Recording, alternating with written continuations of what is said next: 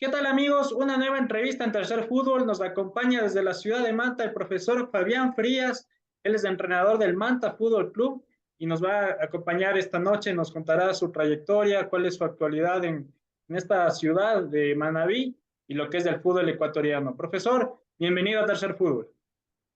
Hola Martín, ¿cómo estás? Buenas noches. La verdad que un gusto poder hablar con vos y a su vez intercomunicarnos con todos los seguidores y toda la gente que siempre está pendiente de lo que es el fútbol. Profe, vamos desde el inicio. ¿Cómo se da su amor por el fútbol? ¿Cómo son esos primeros pasos? Mirá, yo digo que siempre estuve relacionado y pegado a una pelota de fútbol, ¿no? De chico me acordaba de que siempre jugaba al fútbol, mis primeros regalos era la pelota, la remera del equipo bueno, en ese momento era de River, y después empecé a jugar ya de chico lo que es en Argentina, como se llama fútbol infantil, jugué fútbol amateur, jugué en primera en la categoría en la B y la C, y después ya terminando, bueno, no terminando mi carrera, es como que decidí terminar antes la carrera, diríamos, a los 28 29 años, y ya estaba recibido de profe de educación física, entonces empecé a trabajar de preparador físico, entonces mis primeras armas, diríamos, en el fútbol desde el otro lado de la raya, no en el campo de juego. eh, Fue como preparador físico, que tuve mucho tiempo, con mucho equipo de recorrida en Argentina, hasta que después, ya en el 2013, diríamos, profesionalmente, empiezo a dirigir acá en el Deportivo Cuenca, ¿no? Había pasado a ser asistente técnico, tuve entrenador arquero, como yo era arquero. Creo que dentro del fútbol hice eh, todas las partes que tiene, ¿no? Fui futbolista, fui probador físico, fui asistente, fui entrenador arquero, terminé siendo director técnico, entonces es como que hice la escuela y fui pasando escalón por escalón hasta que tuve la posibilidad de dirigir. Cuéntenos un poco cómo fue esa etapa de jugador. Justamente nos contaba que era arquero, en qué clubes estuvo, cómo fue esa etapa como futbolista propiamente en la cancha. Mirá, yo jugué en Argentina, a ver, soy de los que obviamente estudiaba y jugaba al fútbol, en una época que a lo mejor el que jugaba al fútbol no estudiaba, o el que estudiaba no jugaba al fútbol. Yo era arquero, jugué en Argentina en la primera B, en la primera C. Tuve la posibilidad de ascender dos veces con colegiales, con excursionistas, son los clubes que jugué. Central Ballester es el tercer club que jugué, donde terminé de retirarme. Tuve un paso por Paraguay donde no terminé de fichar, de inscribirme, de incorporar, ¿viste? Esa cosa de empresarios en su momento que me llevaron. Tuve 3 meses en Cerro Porteño y después no terminé de quedarme, y ahí vuelvo a hacer ese último Central Ballester, y ya a partir de eso ya me pasé del otro lado de la línea, ¿viste? En ese momento de Argentina, el tema sueldos, el tema de cobrar era muy difícil. Entonces yo ya tenía un estudio, y del otro lado de la línea por lo menos te pagaban, ¿no? Después a lo mejor me arrepiento, podría haber jugado un poco más porque era de esos arqueros que usaba los pies antes cuando no lo usaba nadie. Y digo, bueno, a lo mejor podría haber jugado unos años más porque estaba bien físicamente, no tuve lesiones, fue una decisión más o menos personal mía, viendo lo que era el fútbol, ¿no? Tuve la posibilidad de jugar, de atajar, de ascender 2 veces con dos equipos, entonces me faltó lo que todo el mundo quiere, a lo mejor jugar en primera, pero decidí yo cortar la carrera. Después ya me casé, me volvieron a buscar para jugar, intenté, fui a entrenar 2 días y después dije, no, ahí estoy, vuelvo a las bases mías. Y justamente, ¿cómo fue ya una vez tomada la decisión de ese pasar la línea? ¿Cómo fue esos inicios como director técnico? ¿Cómo cambia la vida al futbolista al pasar a ser del otro lado, pasando la línea? Bueno, mira, fue duro, pues yo dejo de jugar al fútbol. Y yo estuve más o menos 6 7 meses hasta volver a trabajar dentro del ambiente del fútbol.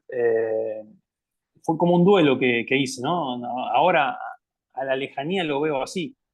Me pasó que después volví, empecé a trabajar en Platense, en fútbol, allá se llama baby fútbol, ¿no? Que sería como un indoor. Eh, y después pasé a fútbol amateur, ya con las categorías cuarta y quinta con las grandes. y cuando entré a un vestuario y sentí nuevamente el olor al vestuario ese, volví a vivir, la verdad, ahí volví a vivir. Se me hizo ese duelo de haber dejado y después ya empecé a trabajar de preparador físico y estaba bien y yo tenía mi idea de ser técnico. Lo que pasa es que en Argentina en Argentina y en todos lados, antes no era técnico cualquiera como es ahora. Cualquiera hoy paga el curso y lo hace. Antes vos tenías que haber sido futbolista y tenías que haber tenido 35 años para comenzar el curso. Eso es lo que pasaba en Argentina. Entonces yo todavía estaba esperando esos 35 años para hacer el curso técnico, ya era preparador físico, y después se acortó eso. Entonces ya con 32 años empecé a hacer el curso. Eh, y ya como es ahora, hoy el curso de técnico no por nada, hoy lo hace cualquiera. Entonces, eso en ese momento yo tuve que esperar ese tiempo. Trabajé de preparador físico en muchos equipos en Argentina en primera y en primera, en primera B, Nacional B, primera C, eh, en varios equipos, Platense, Alboy, Villa Dálmine, Almagro, bueno, un montón.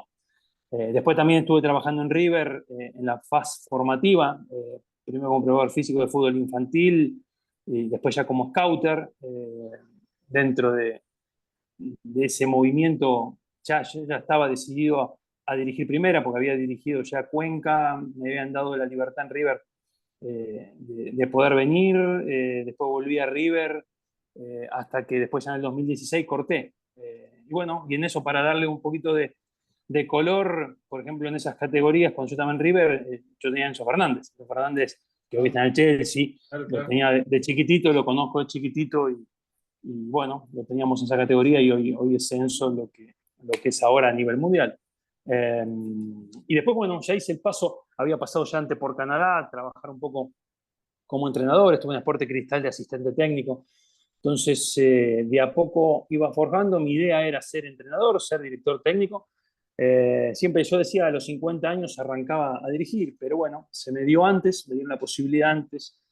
Y bueno, a partir de ahí no la alargué y por suerte seguimos con continuidad. ¿Cómo fue ese debut de entrenador? Pasar de asistente en Deportivo Cuenca a ser entrenador y ya encargarse directamente del equipo. ¿Cómo recuerda usted aquel Deportivo Cuenca en el que usted estuvo al mando?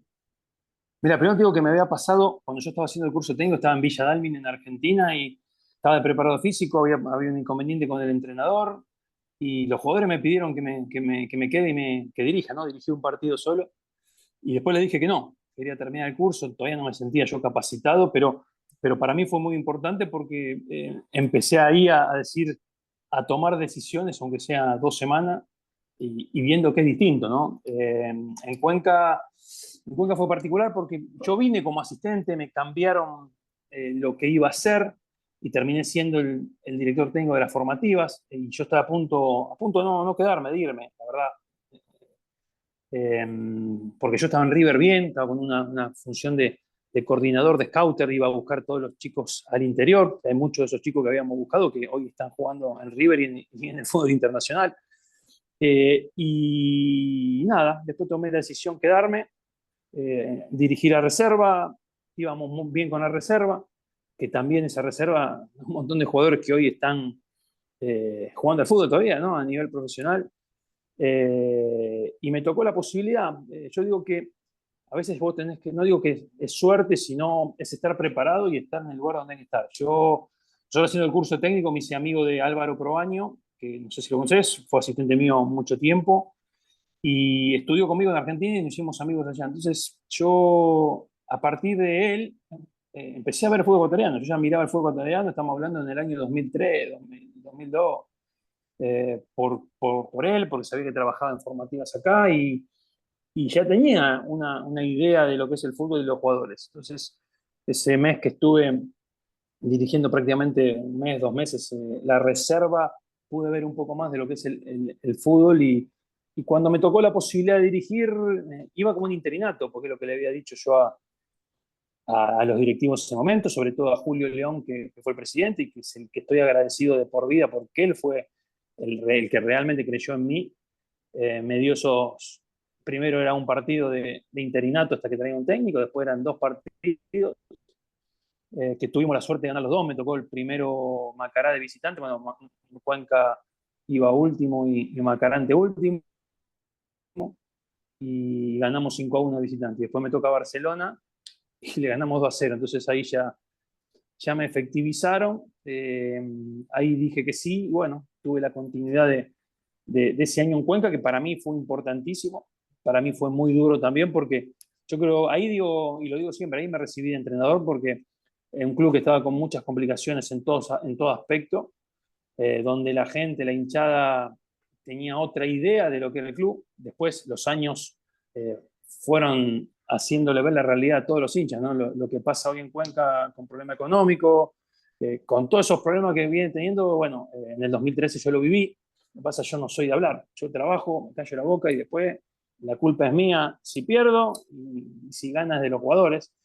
Pero bueno, en lo personal me sirvió mucho para empezar a tomar decisiones complicadas, para empezar a ver si estaba capacitado como para manejar grupos, donde había jugadores importantes, donde tuve que sacar jugadores importantes por cosas raras, donde tuve que tomar decisiones hasta de sacar gente del club que estaba haciendo cosas también raras. Entonces, para mí fue muy importante, porque digo que ahí me terminé de recibir de director técnico.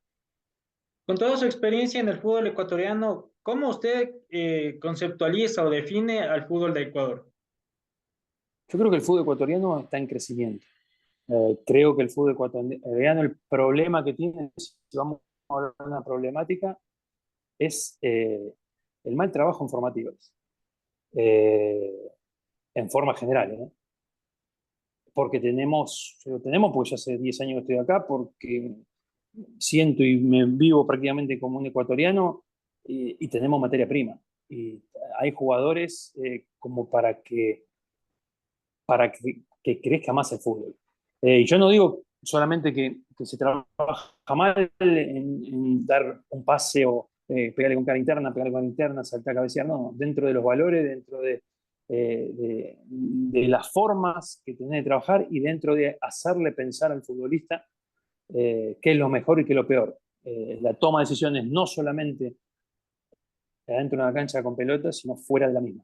Eh, hoy, hoy hay clubes que lo han mejorado, son los menos, y considero que tenemos que crecer y que a lo mejor es un engaño, a lo mejor ganar 2 partidos o hacer una sub-17 y olvidarnos del resto. O sea, yo creo que la sub-20 que ganó todo, Jorge encontró un potencial muy grande de jugadores.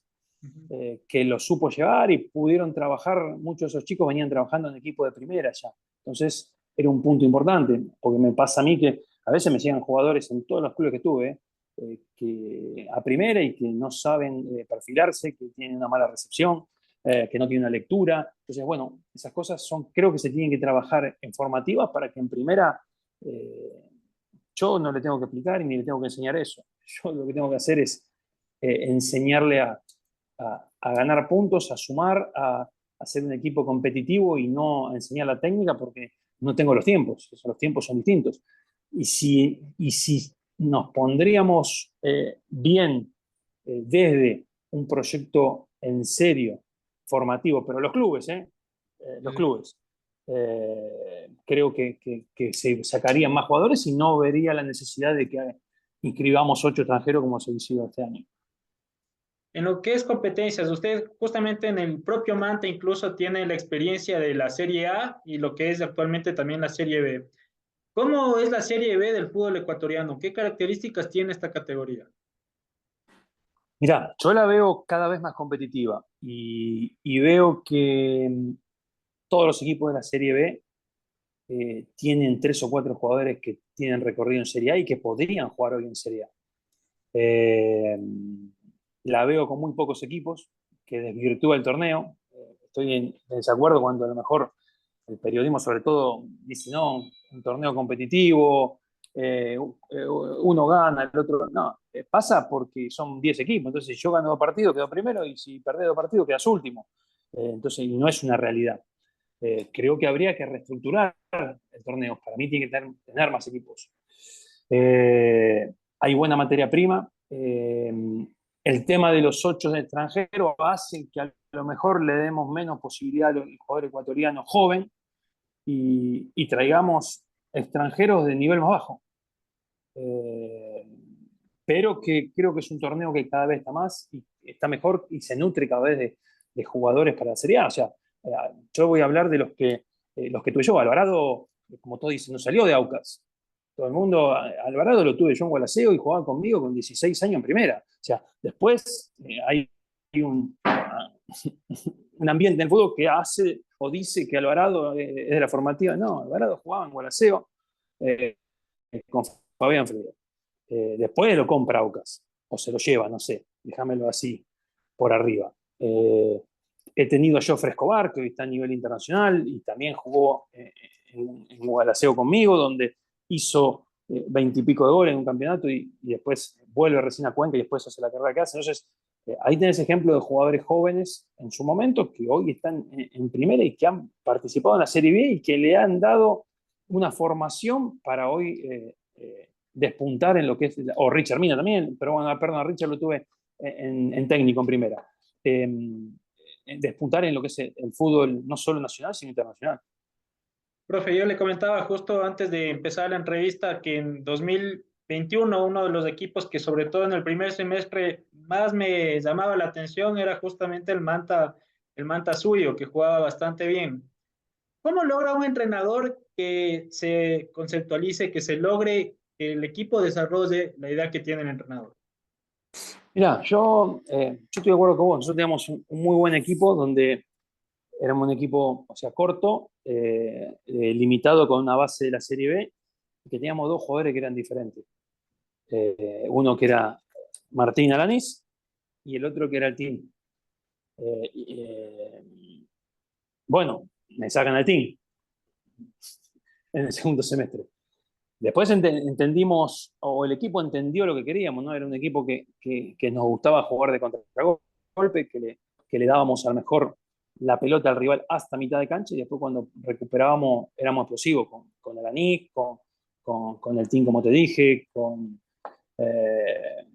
a veces, porque empezó lesionado Gerardo Martínez, Ángel Ledesma que jugaba, las bandas eran potentes y picantes, Bustamante por un lado y Patiño jugaba por la otra, entonces éramos un equipo compacto, que teníamos ese equilibrio con dos jugadores distintos, que se cohesionó bien. Después, bueno, ya se nos va perdón, el team a mitad de año, de última, donde tuvimos menos de una semana para incorporar, no es que lo tuvimos que pensar cómo lo reforzábamos, cómo nos reforzábamos o cómo lo reemplazábamos al team y eso después nos pagó, más allá de las decisiones arbitrales que fueron muy, muy raras para nosotros.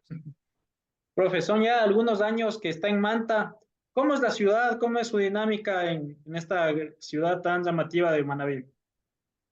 Mira, yo te digo la verdad, me siento muy, muy a gusto en lo que es Manta, ya hace prácticamente 4 años, llegué en el 2019, en noviembre acá a Manta, me fui un ratito cuando el equipo desciende en abril, después volví, pero me mantuve viviendo acá en Manta, en la ciudad.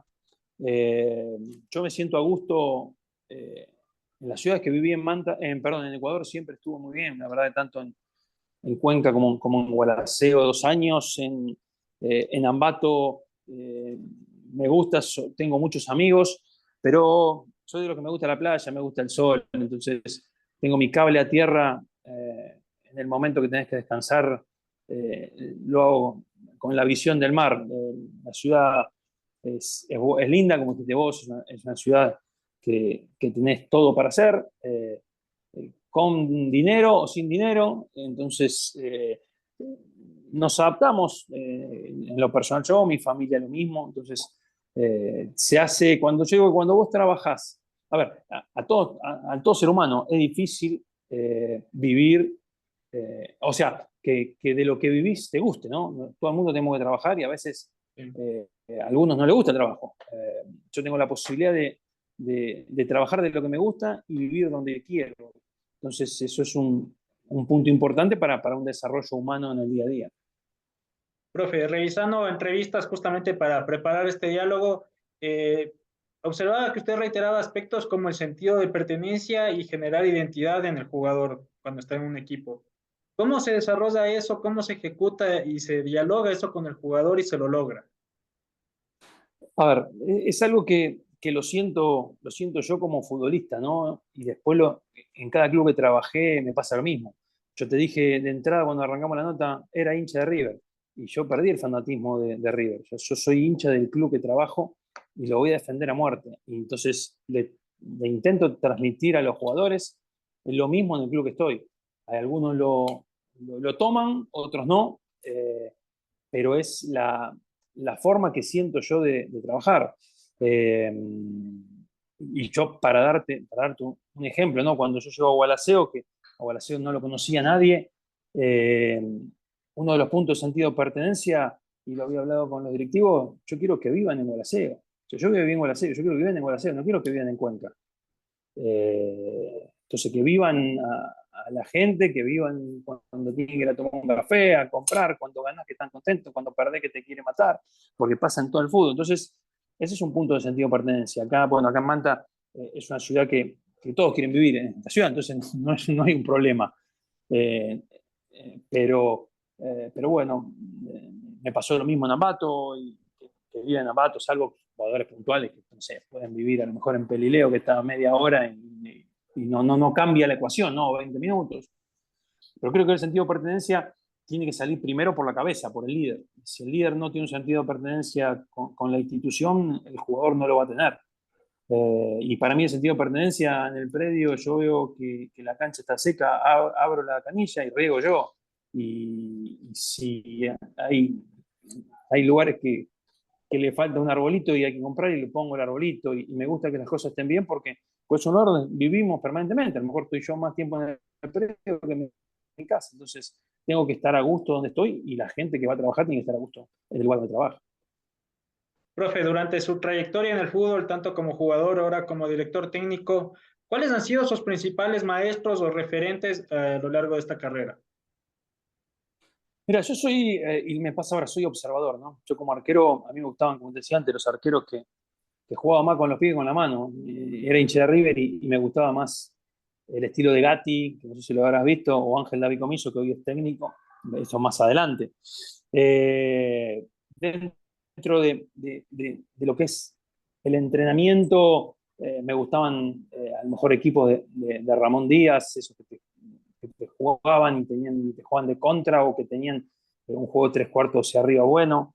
Me gusta el estilo de Simeone en el contagio que da a los equipos y obviamente yo creo que Bielsa cambió a todos. Entonces, y muchos de los que están ahora, que a lo mejor dicen tener su estilo, copian a Bielsa o copiaron a Bielsa. Entonces, creo que hizo algo, eh, y esto te lo digo porque, a ver, tenía una relación cercana con el preparador físico de él de toda la vida, Bielsa. Yo con Bielsa no estuve nunca, pero y tenía la posibilidad de tener los videos de Bielsa viejos, ¿no?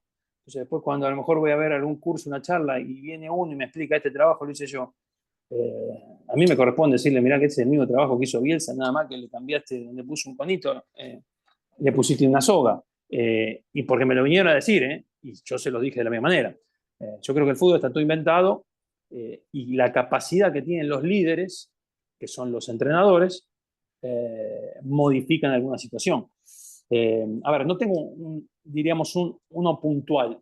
Yo me gusta sacar un poquito de cada cosa de cada uno y tener una impronta, porque es muy difícil en el fútbol estar siempre arriba. Claro. Entonces hay que disfrutar los buenos momentos y hay que ver los buenos equipos, como obviamente Guardiola, los equipos Guardiola juegan bien, pero tenemos que ver qué jugadores tienen los equipos Guardiola para jugar bien. Entonces, sí, la capacidad que tiene el entrenador es lo que busco yo, de hacer lo mejor que tiene con las características de jugadores que tiene. ¿Cuál es el estilo de Fabián Frías? ¿Cuál es el estilo que apunta Fabián Frías cuando agarra un equipo y lo tiene que ir desarrollando? Mira, lo fui cambiando. Antes me gustaba más la tenencia. Por momentos hice equipos de contra que eran fuertes. Eh, Hoy a lo mejor los últimos equipos que tuve fueron un poco más. diríamos, más conservadores y tratar de aprovechar por características, ¿no? Eh, yo creo que el gusto, creo que el entrenador, o sea, para ser entrenadores, nosotros tenemos que ser inteligentes. Y la inteligencia está en ver qué jugadores tengo. Entonces, a partir de los jugadores que tengo, porque a veces te pasa que vos traes jugadores con características de, y a lo mejor no está en su momento, o está mejor uno que tiene otra característica. Entonces, vos tenés que modificar ese juego ideal que tenés. Eh, si vos me decís a mí qué me gusta más de tanto tiempo, y me acerco más a un equipo de Simeone que hoy, ¿no? Que sea combativo, que sea fuerte, que cuando ataque te mate y cuando defienda también. Profe, justamente la penúltima pregunta.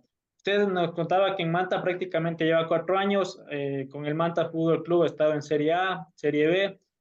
¿Cómo es este tema de los procesos? ¿Cómo lograr que se respeten procesos y no pase eso de que a los 3 partidos que no se obtiene puntos, un entrenador ya está en la cuerda floja?